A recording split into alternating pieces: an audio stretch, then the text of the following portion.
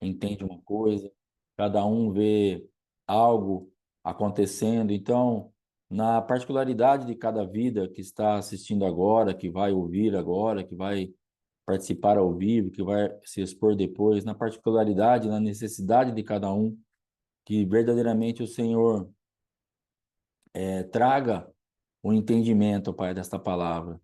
Ontem eu estava ouvindo algo a respeito de traduzir e interpretar, Senhor. Aquele homem disse ao outro: Você é apenas um tradutor. Ele falou assim: Eu interpreto. E para mim eu entendi ali que traduzir nós podemos falar a mesma palavra na língua que nós estamos ali ouvindo. Nós ouvimos alguma coisa em inglês e nós então traduzimos para a nossa língua e para por aí. Agora, quando nós interpretamos, eu entendo que veio uma revelação, veio um entendimento, veio uma sabedoria. Não é apenas uma tradução de uma palavra, mas é o que aquilo verdadeiramente quer dizer nos seus desdobramentos. Então, em nome de Jesus, Pai, para cada vida aqui, que a tua palavra não seja traduzida, mas que a tua palavra seja interpretada, que a tua palavra seja revelada em cada vida, em cada lar, em cada situação, que haja a interpretação de acordo com o teu espírito e de acordo com a necessidade de cada um, para que verdadeiramente se torne alimento para essas vidas, Pai, em nome de Jesus. Eu abençoo a vida, Pai amado, da irmã Daiane, do irmão André, dos seus filhos nesta manhã, Pai, em nome de Jesus, para que verdadeiramente eles possam avançar, eles possam continuar, eles possam crer. Grandes coisas o Senhor já tem feito na vida deste casal e eu quero te engrandecer por isso. E eu quero te agradecer, ó Pai amado, porque o Senhor visitou, o Senhor trouxe novas realidades, novas expectativas, novas esperanças, e que os teus filhos continuem firmes, Pai. Continuem te buscando, não desistam, não parem, não desanimem. Antes, pelo contrário, eles possam crescer muito mais, possam avançar muito mais, o entendimento deles sejam abertos. Eu abençoo a vida da irmã Daiane para que o entendimento dela seja aberto, para que ela tenha a leitura do mundo espiritual e entenda o que o Senhor está falando. Que a vida, Pai amado irmão André, seja visitada para que ele cresça, para que ele entenda o mundo espiritual, para que ele possa ser um homem que tenha uma voz profética, ele tenha uma voz, ó Pai amado, que coloque as coisas no lugar. Dá autoridade para os teus filhos, dá discernimento, dá graça, dá sabedoria, derrama sobre eles, ó Pai, unção, autoridade, e que em todas as coisas eles possam reinar, Pai. Eu decreto sobre esta casa, sobre a vida do André, da Daiane, o reino do Senhor manifesto em nome de Jesus, que em todas as coisas eles possam reinar, que eles reinem, ó Pai amado, no casamento, que eles reinem no ministério, que eles reinem na vida espiritual, que eles reinem na vida financeira, na saúde, na família, como pais, como irmãos em Cristo, como servos, como filhos de Deus, que eles reinem, que eles não fiquem no lugar de escravidão, no lugar onde eles não conseguem acessar nada, que nada muda, mas que eles possam reinar, que eles possam realmente ter aquilo que o Senhor tem para eles, Pai. A vida do irmão Amilson, sua esposa, sua casa, Pai, quero abençoá-los em nome de Jesus e decretar, ó Pai, que os teus filhos estejam sendo visitados pelo Senhor. Que a tua graça, a tua glória, a tua manifestação de amor, ó Pai, esteja sobre eles, para que eles possam avançar em nome de Jesus Cristo.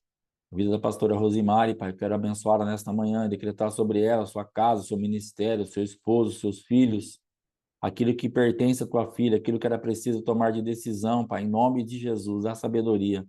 Abre os olhos, ó Pai, às vezes um detalhe que ela precisa saber, Pai, abre os olhos, esclarece para tua filha como ela tem que se comportar nos detalhes, como ela tem que se comportar nas mínimas coisas, que às vezes no macro, na parte total, para a gente às vezes é tão fácil, mas um detalhezinho que passe despercebido pode complicar toda a situação. Então, dá à tua filha os mínimos detalhes para que verdadeiramente ela tenha um entendimento preciso de toda a movimentação, que ela ouça os dois lados, que ela preste atenção nas falas, nos comportamentos, leve em conta o histórico, Pai, em nome de Jesus, que a tua filha não despreze os históricos. Um fato isolado muitas vezes nos faz tomar atitudes precipitadas, nos faz tomar atitudes injustas, mas que a tua filha leve em conta os históricos da sua própria vida, como é a minha conduta na maioria do tempo nesta área, e que ela não se condene por uma conduta equivocada, mas que ela leve em conta o histórico dela mesma e o histórico daqueles que estão ao seu redor. Por favor, dá sabedoria para tua filha, abre o entendimento dela, para que ela possa fluir desta forma, Pai, em nome de Jesus Cristo.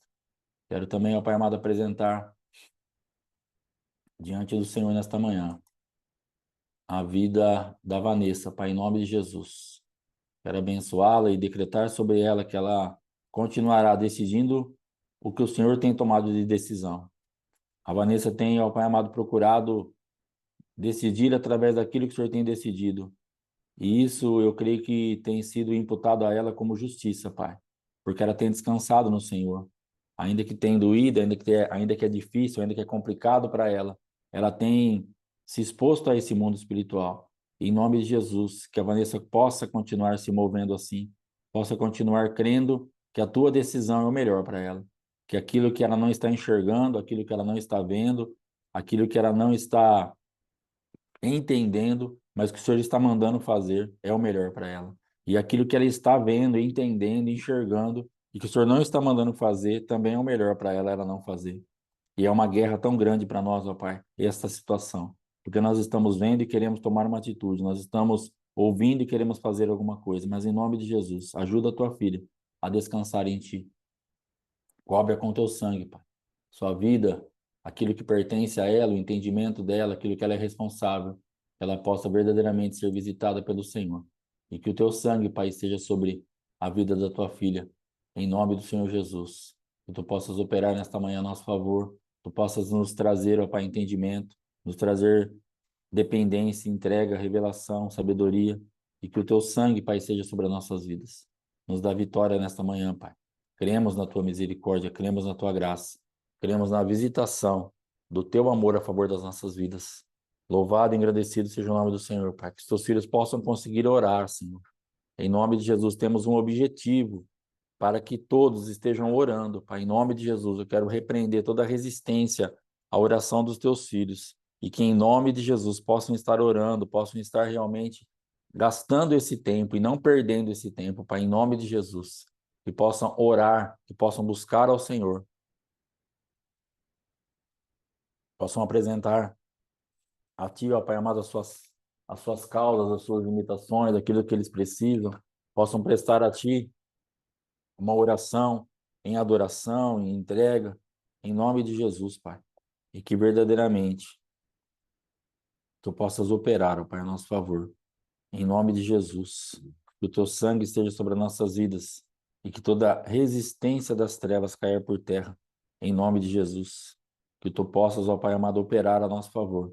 Que não desprezemos a Tua voz, que não nos arroguemos daquilo que pensamos já saber, pensamos já ter de entendimento, porque temos vivido experiências amargas, onde aquilo que nós tínhamos de experiências, aquilo que nós já sabíamos, aquilo que nós já tínhamos, aquilo que nós fluíamos, aquilo que já está pronto, tanta coisa deu errada, tantos problemas foram trazidos, Pai.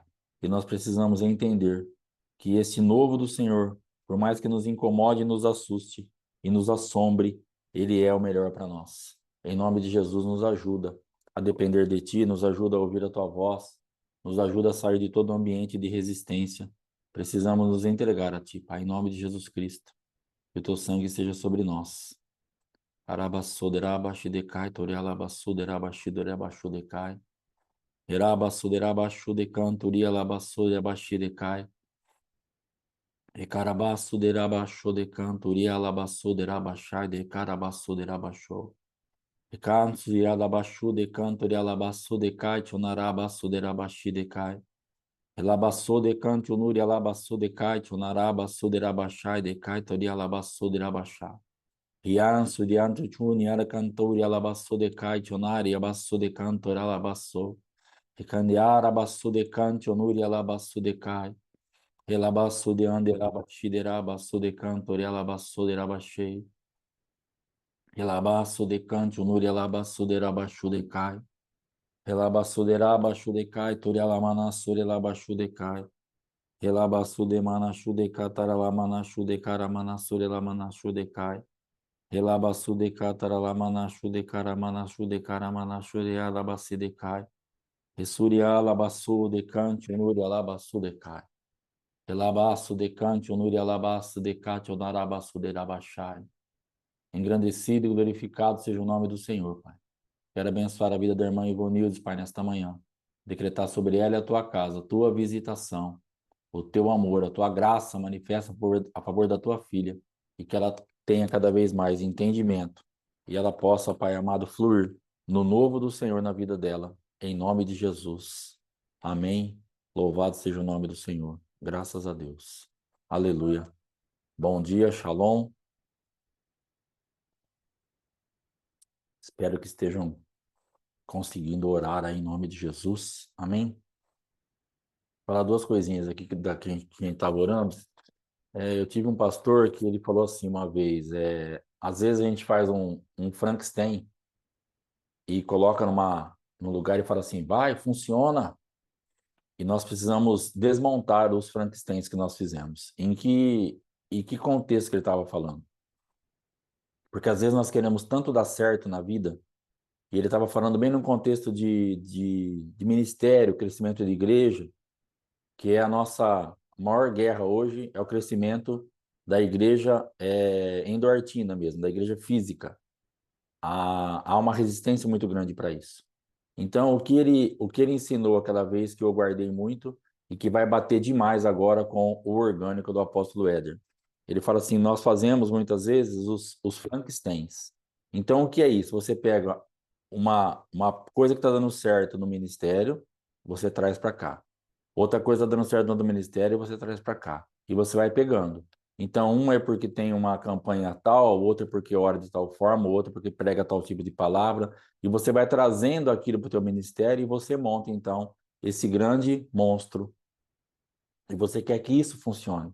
Isso não vai funcionar, isso não tem como funcionar, porque não tem identidade, porque não tem a marca daquilo que Deus tem dado para você. Então, o orgânico, ainda que aparentemente ele demore mais, ele é muito mais complicado de você se mover no orgânico, o orgânico ele será responsável por aquilo, porque aí é Deus que está gerando. É o que Deus está gerando na nossa vida, na sua vida, que vai funcionar. Então, perdão, se você montou aí os seus Frankensteins e está falando, vai, funciona, dá resposta, desmonta isso. Fala, pai, eu vou abrir mão disso. Isso aqui que eu ouvi aqui, eu vou deixar para lá. Isso aqui que eu pus para lá, eu vou deixar para lá. Isso aqui eu vou deixar para lá. O que o senhor quer de mim? Como que eu funciono? Porque não vai adiantar. Porque não vai adiantar eu abrir essa porta aqui e querer fazer campanha, querer pôr carro de som, querer soltar folheto, querer bater de porta em porta, porque é a estratégia que Deus está dando para outros ministérios.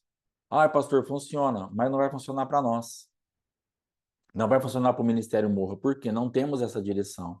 Então Deus não mandou nos fazer nada. Se Ele mandar eu ficar ali na porta o dia inteiro falando ali, ainda que seja para o campo e para as árvores, eu vou ficar. Mas o problema é que Ele não mandou a gente fazer isso.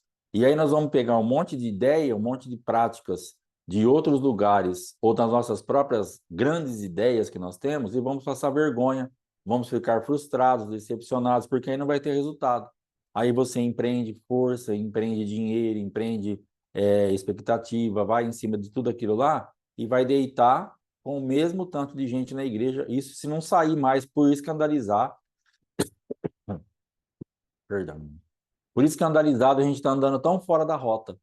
Às vezes os Frankensteins, o que vão fazer? As pessoas que estão no ministério, elas vão começar a detectar o Frankenstein, a manifestação daquele monstro.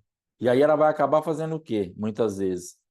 O Senhor pode até autorizar que as pessoas saiam do ministério, ao invés de vir, porque elas vão perceber que a liderança está totalmente perdida. E ela vai olhar e falar assim, cara, eu vou sair daqui. E Deus pode até autorizar de você ter uma baixa ao invés de ter um avanço. Porque verdadeiramente estamos fazendo uma coisa muito fora da rota. Então dá uma checada na tua vida, todo tipo de monstro que você montou aí e está querendo que funcione em qualquer área da tua vida, acabe com isso e flua realmente no orgânico, flua naquilo que o Senhor tem para você, para a tua chamada, para a tua casa, para o teu ministério, que isso é que vai nos trazer resultado. Amém? E ontem também eu estava ouvindo um negocinho, o rapaz falou assim, é melhor nós não irmos por esse caminho, porque o rapaz mentiu, ele falou que estava com problema que era a estrada, a outra estrada, e não está com problema, que eu já chequei, e provavelmente nós vamos passar por algum problema, tem uma emboscada aqui para nós. Aí o chefe dele vira para ele e fala assim, você você é apenas um tradutor, só faça a sua parte. Aí ele olha e fala assim, eu não traduzo, eu interpreto. E quando ele falou aquilo, eu não traduzo, eu interpreto, o que Deus falou comigo, que realmente são coisas totalmente diferentes. Porque aquilo que eu estava falando na oração. Se você traduzir uma palavra do inglês para o português, tudo bem. Bom dia, bom dia. Good morning, bom dia. Acabou. Agora, se você interpretar um good morning, aí é outra coisa. Você não vai traduzir e falar bom dia. Você vai poder interpretar. O fulano falou que ele deseja para você que você tenha um dia. E aí você vai interpretar a intenção daquele good morning. Não é só uma tradução. Então, esse homem aqui, ele estava falando, olha, cuidado, não sou só um tradutor, eu estou interpretando e nós vamos passar por morte, nós vamos passar por baixo, porque tem uma emboscada aí. Então, entenda que aquilo que Deus está falando com a minha vida e com a tua vida, ele não quer apenas que nós fiquemos traduzindo, mas ele está trazendo interpretações. E essas interpretações têm que ser aplicadas, porque senão nós vamos morrer. Senão nós vamos sofrer emboscadas. E Deus está falando, não vá por esse caminho. Não, mas você é só um tradutor. Não, eu sou um intérprete. Eu estou interpretando o que está acontecendo no mundo espiritual. Então, em nome de Jesus, que tenhamos esse entendimento para que verdadeiramente nós sejamos aí livrados de todo tipo de manifestação de, de trevas e de emboscadas do adversário em nome de Jesus. Amém? Hoje nós vamos fazer a leitura de Levítico 3 e 4. Você que tiver com a tua Bíblia aí, então, por favor, se posicione aí. Levítico 3, versículo 1, em nome de Jesus.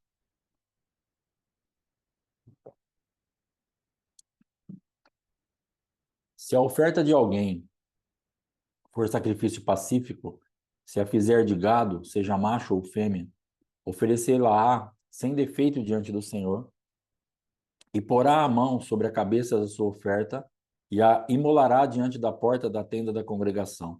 E os filhos de Arão, os sacerdotes, aspergirão o sangue sobre o altar ao redor. Do sacrifício pacífico fará oferta queimada ao Senhor, a gordura que cobre as entranhas e toda a gordura que está sobre as entranhas, como também os dois rins, a gordura que está sobre eles e junto aos lombos, e o redenho sobre o fígado com os rins, tirá-lo-ás. Tirá-los-á. E os filhos de Arão queimarão tudo isso sobre o altar, em cima do holocausto, que estará sobre a lenha do fogo. É a oferta queimada de aroma agradável ao Senhor. Se a sua oferta por sacrifício pacífico ao Senhor for de gado miúdo, seja macho ou fêmea, sem defeito a oferecerá. Se trouxer um cordeiro para a sua oferta, oferecê-lo-á perante o Senhor. E porá a mão sobre a cabeça da sua oferta e a imolará diante da tenda da congregação. E os filhos de Arão aspergirão o sangue sobre o altar em redor. Então, do sacrifício pacífico trará ao Senhor por oferta queimada a sua gordura, a cauda toda, a qual tirará rente ao espinhaço, e a gordura que cobre as entranhas, e toda a gordura que está sobre as entranhas. Como também os dois rins, a gordura que está sobre eles e junto aos lombos, e o redenho sobre o fígado, com os rins, tirá-los-á. E o sacerdote queimará tudo isso sobre o altar, é manjar da oferta queimada ao Senhor. Mas se a oferta for uma cabra, perante o Senhor a trará e porá a mão sobre a sua cabeça e a imolará diante da tenda da congregação. E os filhos de Arão aspergirão o sangue sobre o altar em redor. Depois trará dela a sua oferta, por oferta queimada ao Senhor. A gordura que cobre as entranhas e toda a gordura que está sobre as entranhas. Como também os dois rins, a gordura que está sobre eles e junto aos lombos. E o redenho sobre o fígado, com os rins, tirá-los-á. E o sacerdote queimará tudo isso sobre o altar. É manjar da oferta queimada, de aroma agradável. Toda a gordura será do Senhor. Estatuto perpétuo será durante as vossas gerações, em todas as vossas moradas. Gordura nenhuma, nem sangue jamais comereis. Eu lendo esse capítulo e analisando assim dentro daquilo que eu já trabalhei com isso. Então eu vejo um Deus muito detalhista e é importante que entendamos que Deus, foi ele que formou todas as coisas. Então ele sabe exatamente. Então quando ele fala assim, desloque a cauda na junta do espinhaço. Então, a cauda, ela tem várias vértebras, né? Que ela dá aquele movimento no rabo ali do animal, e ela vai ter a última vértebra lá em cima, a última, que ela vai tá ali colada no cóccix dele, como se fosse o nosso cóccix, dali nasceria um rabo. Então, ali ele está falando assim, corta exatamente aqui, ou seja, separa toda a cauda, não deixa um pedaço lá. Então, esses detalhes me chamam a atenção por eu conhecer isso, ter trabalhado com isso, essa cobertura que ele fala do fígado, essa cobertura que ele fala do rim. Quando você mata um animal, tem essa cobertura ali. Então, por que ele manda tirar? Tira essa cobertura, porque ele sabe exatamente para que serve aquilo, qual o funcionamento daquilo. Então, ele está falando assim: ó, me entrega a oferta, eu vou te ensinar a entregar a oferta. Não pegar um rim e colocar lá, mas uma coisa perfeita. O que pode e o que não pode, o que está contaminado. Rim, fígado, vai falar de partes que fazem, que filtram toda ali a nossa vida, que filtram o sangue, que fazem um trabalho de purificação. Então, por que não entregar? Por que entregar? Deus está dando detalhes da nossa movimentação. E não só num âmbito de oferta, mas como que eu vejo todo um capítulo desse? Deus está falando para você assim: se aprenda a se movimentar diante de mim. Aprenda a se ofertar diante de mim. Aqui, para mim, hoje, Deus está falando da nossa própria vida. Não é uma oferta financeira, não é uma oferta como ontem, que nós falamos, oferta suas armas, mas é uma oferta da nossa vida. Nós estarmos sendo vistos diante do Senhor como essa oferta sem defeito, essa oferta que é limpa da forma certa, essa oferta que sabe trabalhar, que tira no lugar, na junta certa, que limpa o rim, que limpa o fígado, que tira o rendanho, que tira tudo e que apresenta a nossa vida direito. Porque às vezes nós nos apresentamos diante do Senhor como oferta, mas estamos sujos, estamos com defeitos. Então Deus está falando: tira os defeitos, arrependa dos seus pecados. Você é a oferta que me interessa. Você realmente, eu quero que você se entregue para mim. Porque a nossa vida, nós precisamos entender que nós somos uma oferta. Porque sempre que nós decidimos fazer o que o céu está pedindo, nós estamos ofertando. Sempre que nós estamos ali obedecendo, mas a nossa oferta é Cristo. Sim, mas nós precisamos manifestar essa oferta. Ele é a nossa oferta maior. Ele se entregou como a nossa oferta, mas agora nós precisamos desfrutar da manifestação dessa oferta para também chegar diante do Senhor como uma oferta perfeita. Agora a gente quer se oferecer ou se entregar de qualquer maneira.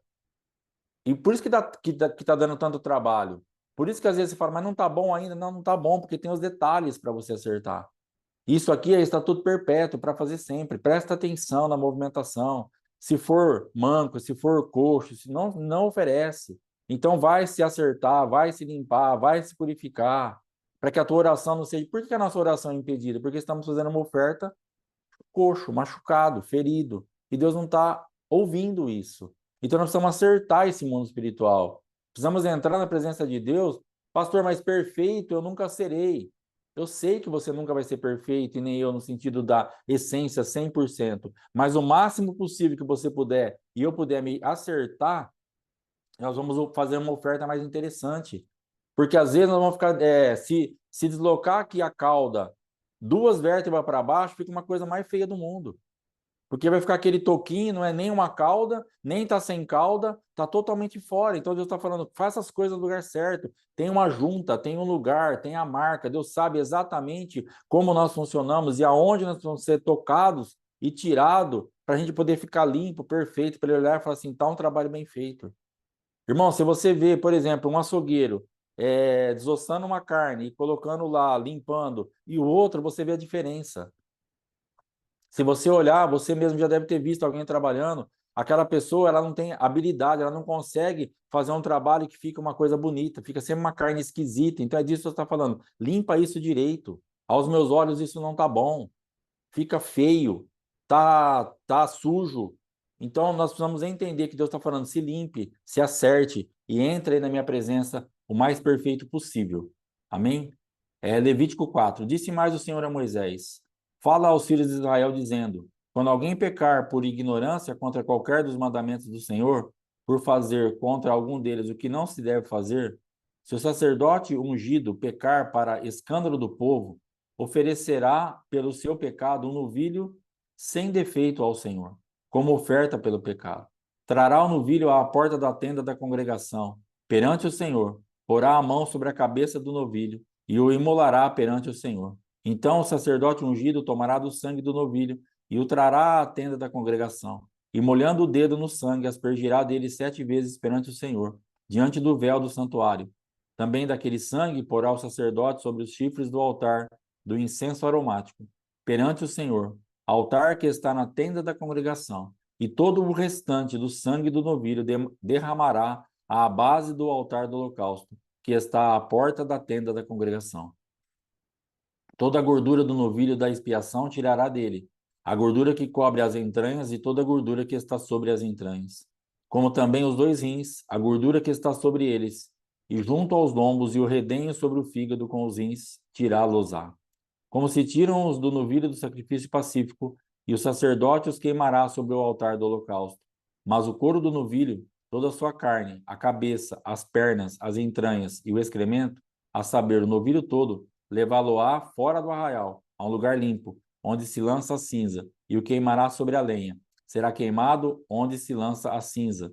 Mas se toda a congregação de Israel pecar por ignorância, e isso for oculto aos olhos da coletividade, e se fizerem contra algum dos mandamentos do Senhor, e se fizerem contra algum dos mandamentos do Senhor aquilo que não se deve fazer e forem culpados, e o pecado que cometeram for notório, então a coletividade trará o novilho como oferta pelo pecado e o apresentará diante da tenda da congregação.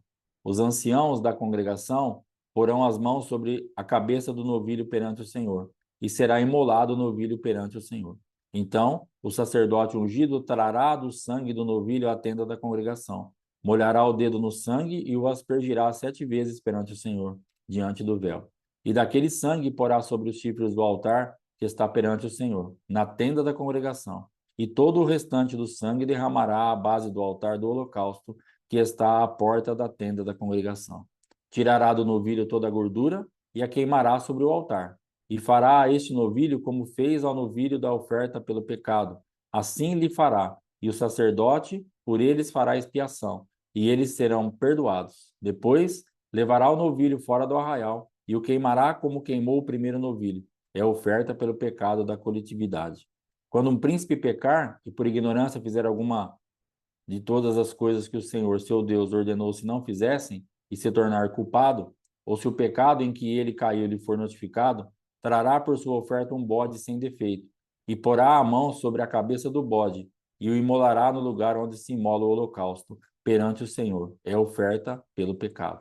Então o sacerdote, com o dedo, tomará do sangue da oferta pelo pecado e o porá sobre os chifres do altar do holocausto. E todo o restante do sangue derramará à base do altar do holocausto. Toda a gordura da oferta queimá-la-á sobre o altar, como a gordura do sacrifício pacífico. Assim, o sacerdote fará expiação por ele, no tocante ao seu pecado, e este lhe será perdoado. Se qualquer pessoa do povo da terra pecar por ignorância, por fazer alguma das coisas que o Senhor ordenou se não fizessem, e se tornar culpada, ou se o pecado em que ela caiu lhe for notificado, trará por sua oferta uma cabra sem defeito, pelo pecado que cometeu, e porá a mão sobre a cabeça da oferta pelo pecado, e a imolará no lugar do holocausto. Então o sacerdote, com o dedo, tomará do sangue da oferta e o porá sobre os chifres do altar do holocausto, e todo o restante do sangue derramará à base do altar. Tirará toda a gordura, como se tira a gordura do sacrifício pacífico. O sacerdote a queimará sobre o altar, como aroma agradável ao Senhor. E o sacerdote fará expiação pela pessoa, e lhe será perdoado. Mas se pela sua oferta trouxer uma cordeira como oferta pelo pecado, fêmea sem defeito a trará. E porá a mão sobre a cabeça da oferta pelo pecado, e a imolará por oferta pelo pecado, no lugar onde se imola o holocausto. Então, o sacerdote, com o dedo, tomará do sangue da oferta pelo pecado e o porá sobre os chifres do altar do holocausto, e todo o restante do sangue derramará à base do altar. Tirará toda a gordura, como se tira a gordura do cordeiro do sacrifício pacífico. O sacerdote a queimará sobre o altar, em cima das ofertas queimadas do Senhor. Assim, o sacerdote, por essa pessoa, fará expiação do seu pecado que cometeu e lhe será perdoado. Amém? Deixa eu voltar um pouquinho aqui. Nós vamos ler só, aqui, só até aqui mesmo, mas eu quero ver um negócio aqui rapidão.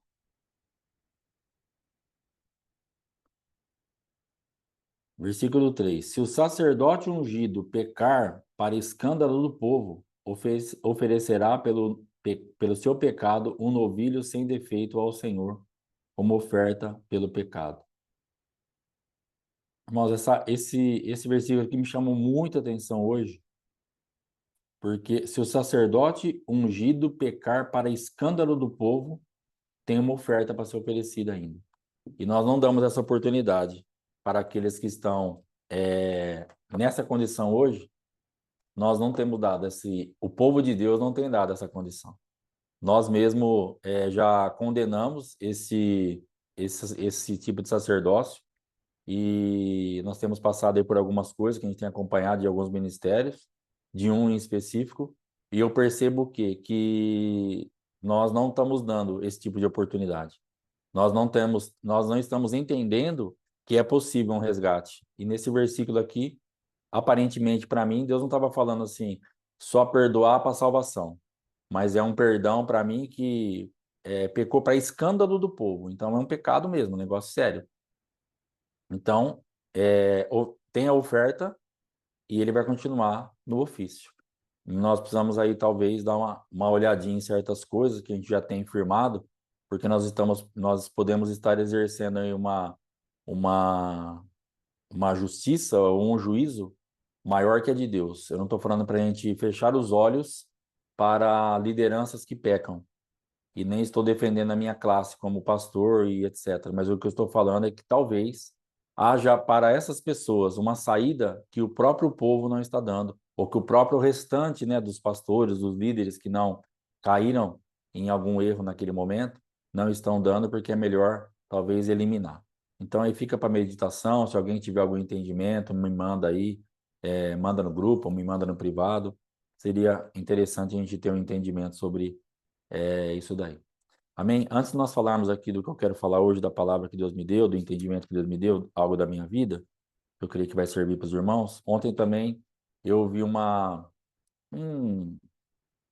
aquele negocinho do filme, de filme, né, que passa um pedacinho, tipo um spoilerzinho ali. O, o rapaz devia ser um cara bem perdido na vida, mas ele pede assim, o último pedido dele, ele pede para ser batizado porque ele quer ser salvo. E o sacerdote lá, o chefão lá espiritual, fala assim que ele não vai ser batizado, que ele vai para o inferno mesmo. E ele chega bem perto desse homem e fala assim: essa decisão não é sua. Então, aquilo foi tremendo. E a próxima cena do filme já é o homem sendo batizado e eu creio que sendo salvo. Então, o que nós temos que entender? Os posicionamentos que nós tomarmos nas nossas vidas, nós poderemos encontrar resistência de autoridade. E você vai ter que se levantar e falar assim: essa decisão não é sua. Eu quero isso. Eu quero me arrepender. Eu quero sair desse ambiente. Eu quero ser salvo. Eu quero agradar o meu Deus. Porque existem vozes que parecem tão fortes na nossa mente, falando assim: não, você não vai fazer isso. Você nunca vai chegar nesse lugar. E nós vamos ter que nos levantar e falar: essa decisão não é sua. Você não manda nisso. Se eu quero e se Deus quer, você não vai ser o impedimento no meio do caminho. O que o Senhor está querendo levantar nas nossas vidas, eu creio, é que para que esses impedimentos no meio do caminho caiam por terra. Porque esse ambiente que nós estamos falando de idolatria e todas essas coisas, exatamente é isso que se levanta, um impedimento no meio do caminho. Então, todas as vozes que se levantaram para impedir a sua decisão de agradar a Deus e de estar na presença dele, e que você recuou através dessas vozes, que hoje você se levante para falar: essa decisão não é sua. E aí Deus vai te honrar. E aí Deus vai fazer você romper com isso, que essa voz te paralisou no mundo espiritual. Talvez seja uma voz muito antiga já, que te prendeu em um lugar, uma decisão que você ia tomar, algo que você ia avançar, e aquela voz daquele dia, marido, pastor, sei lá quem, falou, e você recuou. Hoje, entre na presença de Deus e fala assim: Senhor, eu entendo que essa decisão não era dele. E eu quero, em nome de Jesus, dizer agora ao mundo espiritual: essa pessoa não está aqui na minha frente, mas eu quero dizer agora: demônio, essa decisão não é sua, e eu vou avançar, e acabou. Então, diga isso ao mundo espiritual. Diga isso ao teu adversário real, que a tua luta não é contra a carne ou sangue. Diga isso aos demônios: essa decisão não é sua, eu vou avançar, e acabou. Amém? Em nome de Jesus. Eu quero falar um pouquinho de uma fase da minha vida dos meus 15 até os meus 16 anos, mais ou menos, onde eu entrei no mundo do furto e eu furtava tudo que eu conseguia. Não na casa das pessoas, nada assim e tal, mas em lojas. O meu negócio era entrar numa loja e sair com uma camiseta, com um short, com uma boneca, com um disco, sair sem pagar de lugar que eu comia. Virou uma bagunça a minha vida nessa área.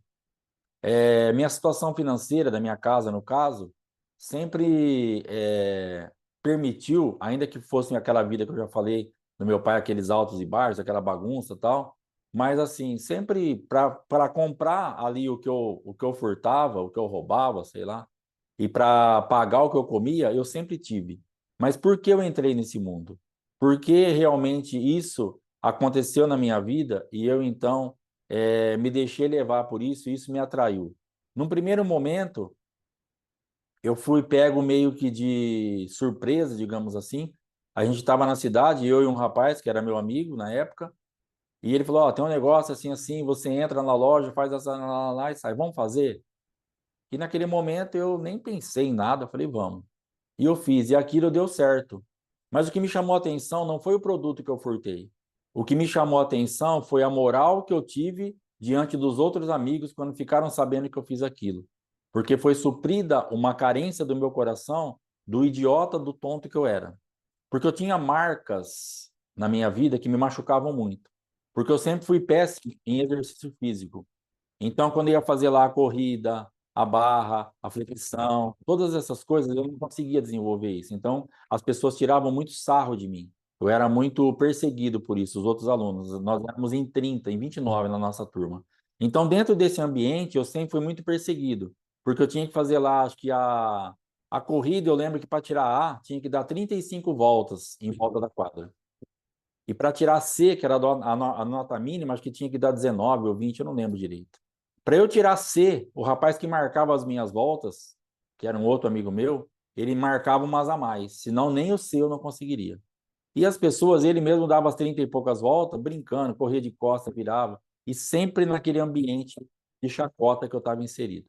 Então me chamavam de mondrongo, me chamavam de doente, me chamavam não sei do quê, e eu apanhava de todo mundo. Então eram muitas marcas de dor, de decepção, de perseguição, do chamado bullying aí, né, de hoje.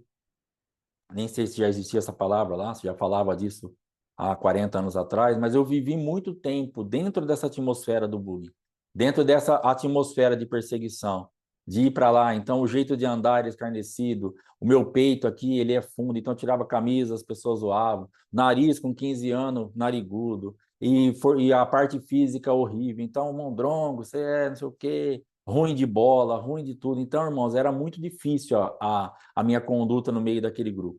E talvez você tenha passado isso na sua vida em qualquer área, onde a sua conduta era muito difícil.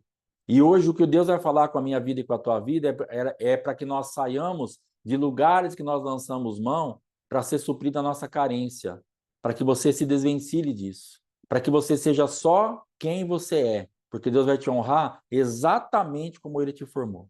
Se eu nunca tivesse furtado uma camiseta daquela, se eu nunca tivesse entrado em nada daquilo, a minha vida teria sido totalmente diferente. Então, a pior coisa que aconteceu na minha vida foi ter amizade com esse rapaz. É uma pessoa que, se eu pudesse arriscar da minha vida de ter conhecido, fala assim: fala uma pessoa que você quer arriscar de ter conhecido na minha vida, na sua vida. É aquele rapaz. Porque as porcarias que eu fiz na minha vida, eu aprendi tudo com ele. Porque as más conversações corrompem os bons costumes. Então, todo ensinamento que eu tinha na minha casa, ele caiu por terra. E por que ele caiu por terra? Porque o ensinamento do rapaz era mais forte, não só por causa do ensinamento dele ser mais forte, mas por causa das carências e das dores da minha alma. Na verdade, quando eu furtava uma camiseta, eu não estava importado com o valor da camiseta, se ela era de marca, se ela não era.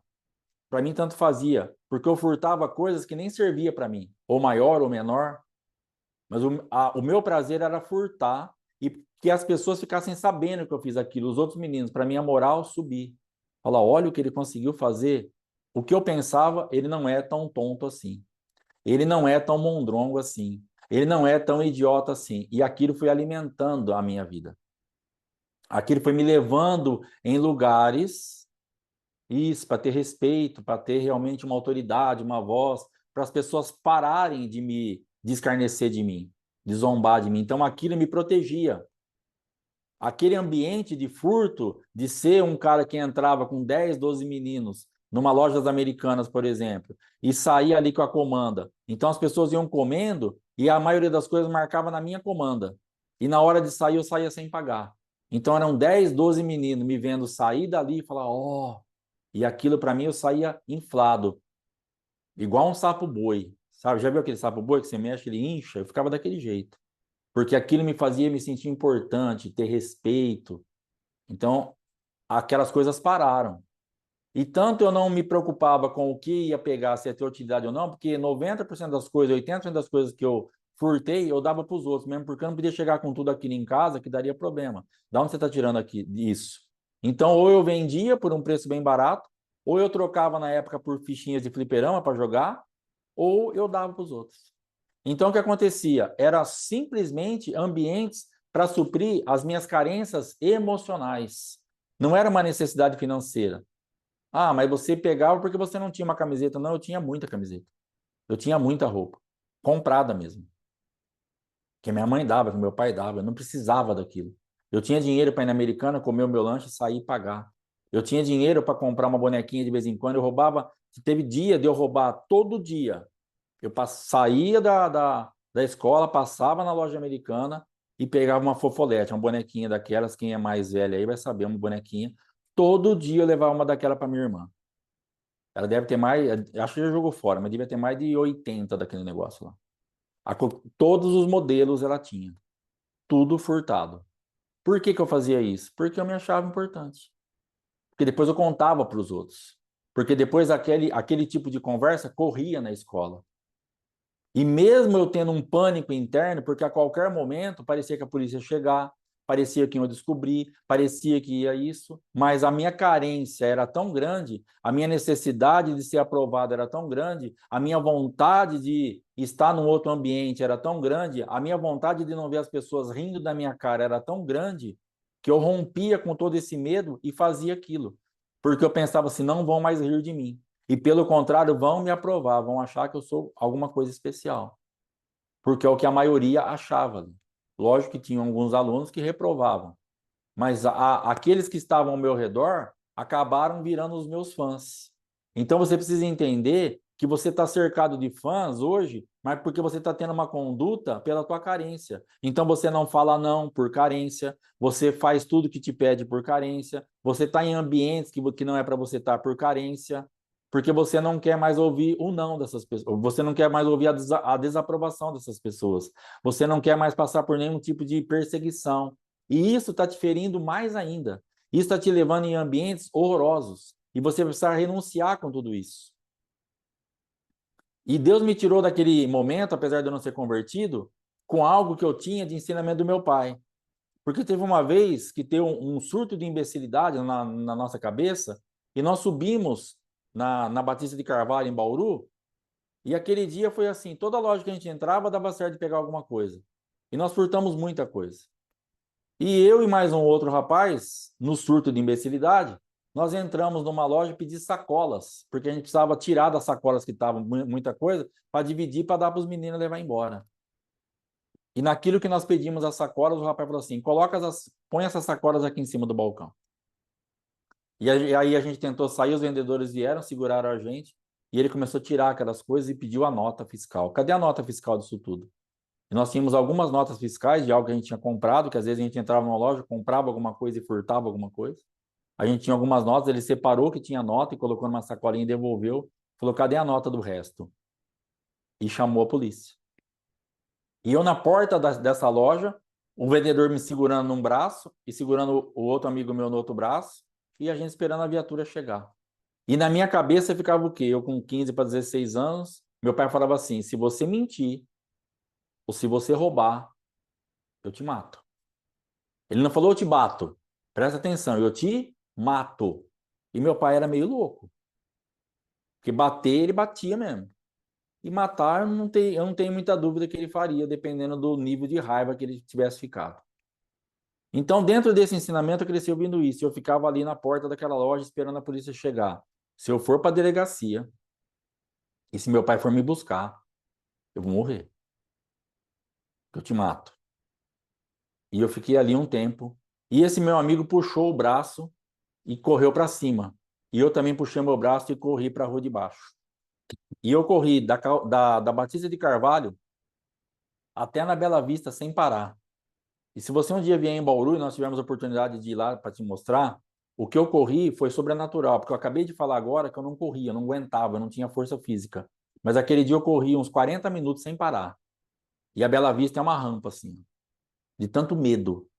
E quando eu cheguei lá em cima, perto de um hospital que tinha, eu peguei e sentei na calçada e fiquei ali pensando como que eu ia para casa, como que eu ia fazer, como eu ia sair daquela situação. Todo carro que passava, tudo que vinha, parecia que estava vindo me pegar. Porque você entra num ambiente de desespero, que é um ambiente que você pode estar hoje. Tudo isso que você pensa, vão me pegar, vão ver, vão fazer, é porque você está desencaixada daquilo que Deus falou, você está fazendo por carências emocionais. E Deus não quer que você se mova por carências emocionais, Deus quer que você se mova por chamado. Deus quer que você se mova no orgânico, Deus quer que você faça só o que você tem que fazer. Ah, pastor, mas vão me desprezar, vão zombar de mim, vão me chamar de mondronga, vão me chamar de idiota. Deixa chamar. As más conversações corrompem os bons costumes. Essas vozes que você está ouvindo, seja da sua própria alma gemendo, seja das suas dores, seja de demônios, ou seja de pessoas que estão ao teu redor, estão corrompendo os bons costumes de Cristo na tua vida. Descarta essas vozes e seja quem você é. O que eu aguento fazer de corrida é isso? Faça isso. O que eu aguento fazer de barra é isso? Eu faço isso. O que eu tenho para fazer é isso. Pode chamar. E você vai ter que aguentar, porque dói. Isso que Deus está nos convidando para fazer hoje é algo que dói e dói demais, que você vai ter que se expor, você vai ter que deixar as suas fraquezas aparecerem, você vai ter que chegar para sua liderança, para o seu marido, para sua esposa e falar, eu não vou fazer isso. Mas por que você não vai fazer? Se sempre fez, acabou. E se você quiser, e se for permitido, se for coerente com o seu momento, fala, pastor, eu fazia até agora por uma carência. E Deus falou comigo, eu não vou fazer mais, eu vou fluir agora quando Deus me chamar. Eu só queria impressionar o ministério, eu só queria impressionar o Senhor, eu só queria sair bem na foto, eu só queria sair aprovada, mas eu por dentro estava toda ferida, eu não vou fazer mais. Me tira desse grupo, me tira desse louvor, me tira desse grupo de oração, me tira desse negócio, me tira disso, eu não vou fazer mais porque eu estava enganada. Eu estava só suprindo as minhas carências, eu estava só suprindo a minha alma aflita, querendo uma aprovação, querendo um lugar de destaque na foto. Eu estou fora. Eu vou fluir, eu vou fazer quando Deus me chamar. Tira meu nome. E você vai ter que ter coragem de fazer isso. Isso vai doer demais. Isso vai ser muito complicado, porque é difícil. E daquele dia ali eu voltei para minha casa. E eu pensei assim, falei, Deus, se o Senhor me deu essa chance, esse livramento, nunca mais eu vou furtar, vou roubar nada de ninguém. Se o Senhor deixar isso aqui em off. E aquele susto fez com que realmente nada acontecesse. Meu pai foi saber disso, minha mãe foi saber isso depois, de eu bem adulto, eu contei para eles, que aí eu achava que ele não ia me matar mais. Mas na verdade, Deus quer nos dar livramento. Então, graças a Deus, dos meus 16 para frente, eu parei com essa prática.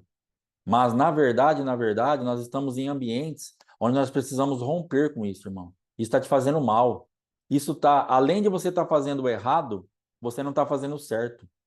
Além de você estar fluindo, talvez no ministério que Deus não te chamou para fazer, e o que era para você fazer? Está engavetado.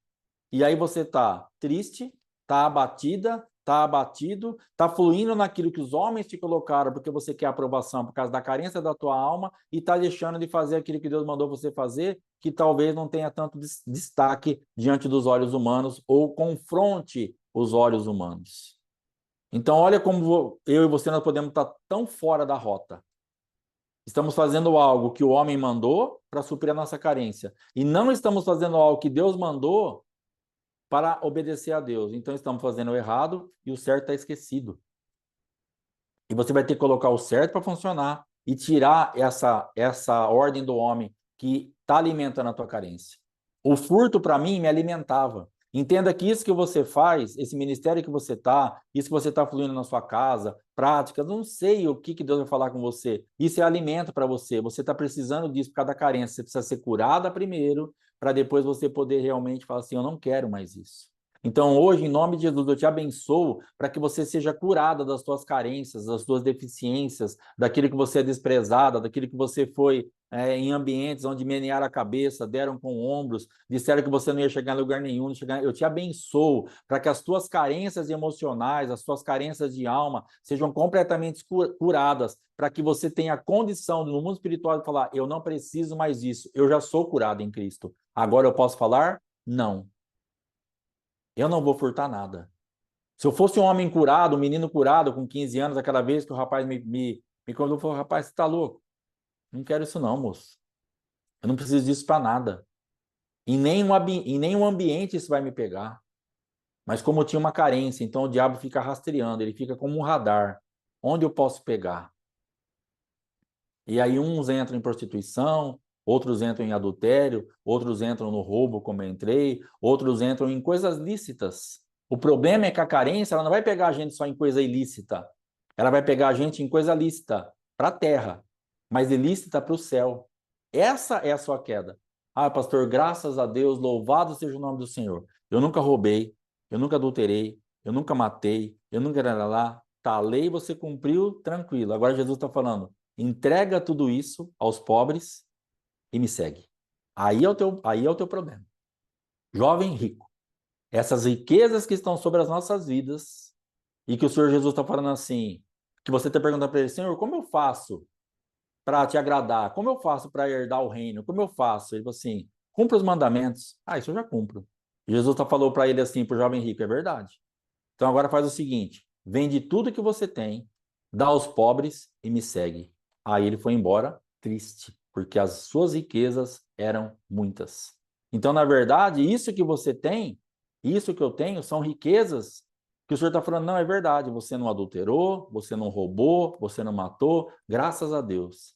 Mas agora, servir num lugar que não é para você servir, tá com o microfone na mão que não é para você tá, fazer tal coisa que não é para você estar fazendo, essa é a tua riqueza. Entrega, dá aos pobres e me segue. E aí você vai sair triste ou você vai obedecer? Esse é o chamado de Deus. Mas não é nada errado, no sentido, não é errado você estar pregando na igreja, mas pode ser um pecado porque Deus não te chamou para isso. Você está fazendo isso por um mandamento humano e pela carência do teu ser, da tua alma. E aí você está errando. Eu estou no grupo tal, eu faço isso, eu passo aquilo, eu apareço, eu vejo, meu nome está lá, e aquilo quando eu olho meu nome lá, opa, estou lá, estou no destaque. Então eu estou suprida. É essa riqueza que o Senhor está pedindo hoje para nós. Aonde você está que não é para você estar? O que você está fazendo que aparentemente é lícito, mas diante dos olhos do Senhor, Deus está falando, isso é pecado. Porque você está fazendo isso com a motivação errada. Você não rouba, não mata, não adultera, não prostitui, mas você está louvando e eu não estou recebendo o teu louvor. Porque você está louvando a você mesmo, você está louvando ao ministério, você está louvando ao homem, você está louvando a um chamado humano, almático, demoníaco, carnal. E eu não recebo isso. Deus não está recebendo esse louvor. Saia desse lugar, porque Deus não mandou você fazer isso. Deus não está recebendo essas orações. Saia desse lugar, porque Deus não te mandou fazer isso. Deus não está recebendo essas pregações, porque Deus não mandou. Saia deste lugar, porque você está falando um sim só para sair bonita na foto, mas você está horrível na foto.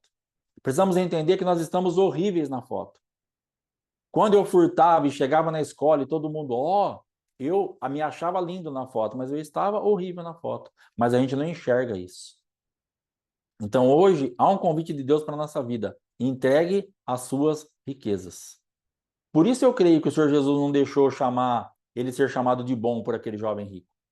Aquele jovem rico ele fala assim: bom mestre, o que farei para herdar a vida eterna? Ele fala assim para ele: não me chames bom. Bom é Deus. Mas Jesus também não é bom? Para mim, Jesus é bom.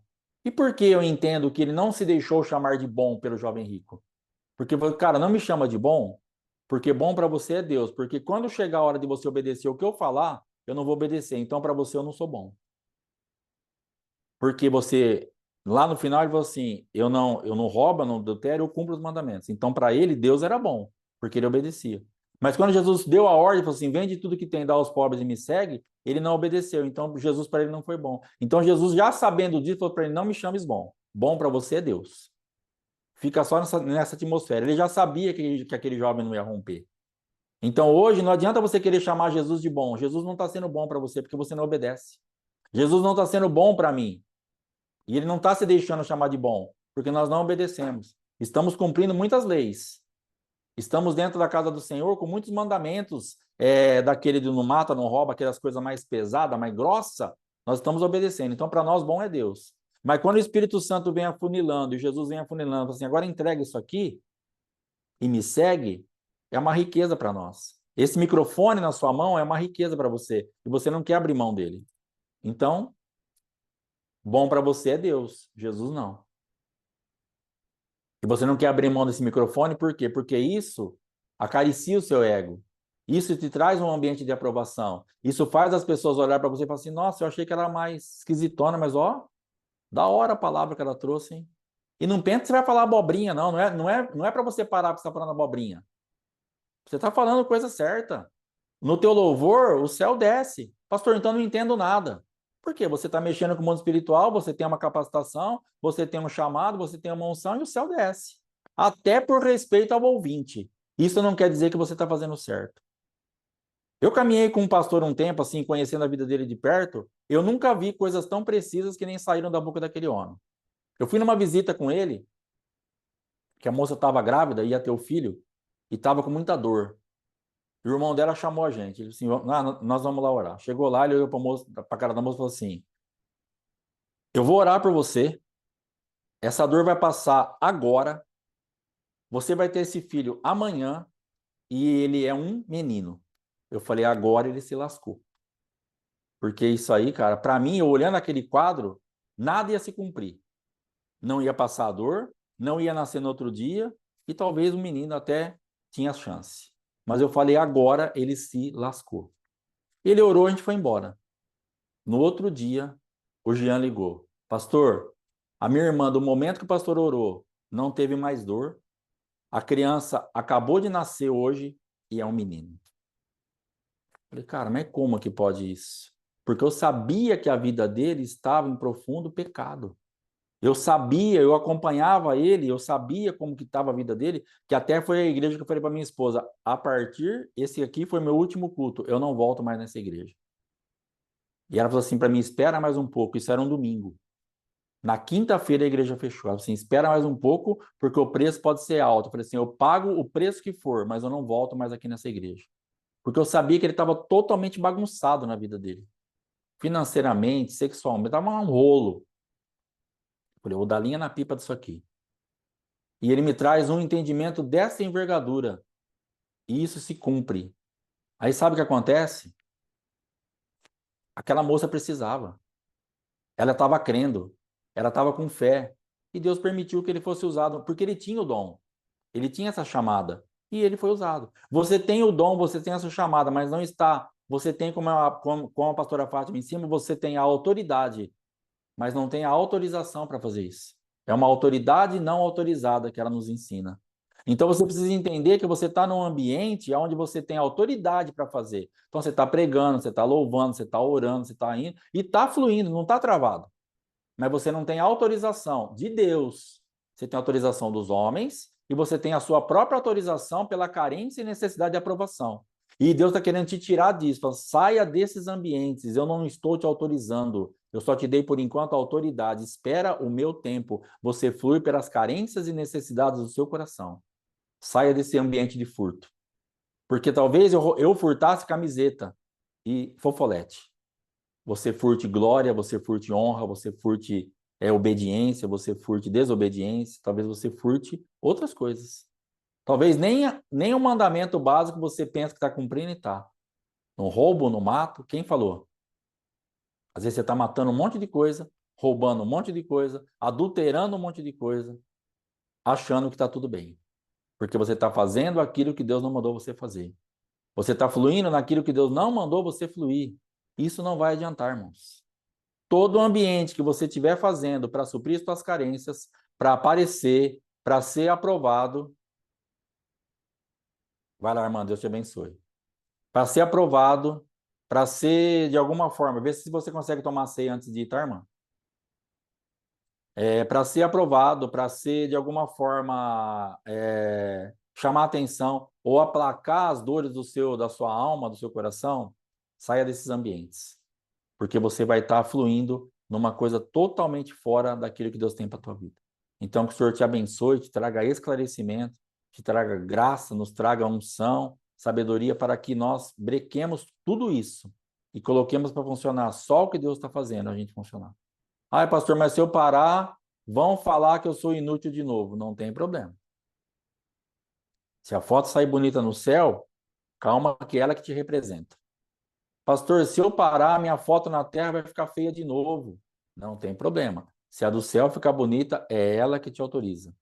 Se preocupe com a foto do céu, esqueça a foto da terra.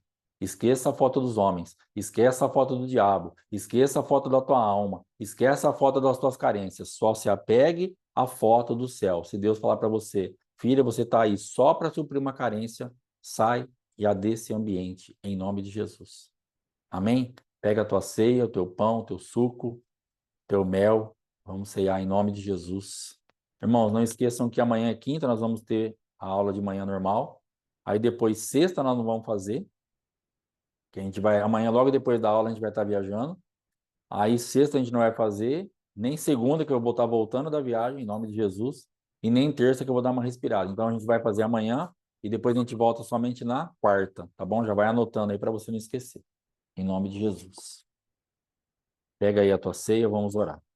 Pai, em nome de Jesus, eu quero abençoar esse suco, abençoar este pão, abençoar este mel, que em nome de Jesus, Pai, esses elementos possam trazer vida para nós, possam verdadeiramente, ó Pai amado, ser elementos que tenham a tua presença, o teu sangue, o teu corpo, e este mel que nos traz revelação, doçura, entrega, em nome de Jesus, nos alimenta, Pai, para que saiamos de todo o ambiente de manipulação, para que saiamos de todo o ambiente de carência, que esta ceia venha nos fortalecer, para que tenhamos coragem para dizer não, para que tenhamos coragem para dizer não para nós mesmos. Às vezes não temos coragem de dizer não para as pessoas, mas às vezes não temos coragem de dizer não para nós mesmos. Nós não queremos nos negar, nós não queremos falar não. Em nome de Jesus, nos ajuda a sair de todo o ambiente de manipulação, de todo o ambiente que te entristece, de todo o ambiente que contamina o nosso chamado, de todo ambiente onde as conversações corromperam os bons costumes. As más conversações corromperam os bons costumes. Nos tira desses ambientes e nos dá, ó Pai amado, direção em todas as coisas. Assim nós vamos ceiar agora, em nome de Jesus. Amém. Tome a tua ceia, em nome de Jesus Cristo.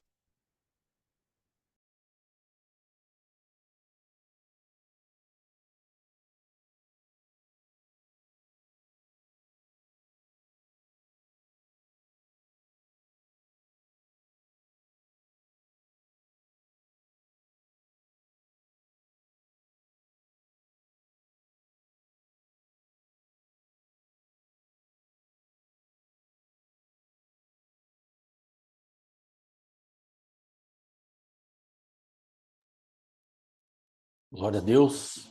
Aleluia. Amém, irmãos. Deus te abençoe em nome de Jesus. Até amanhã, 7h30, para a glória de Deus. Shalom.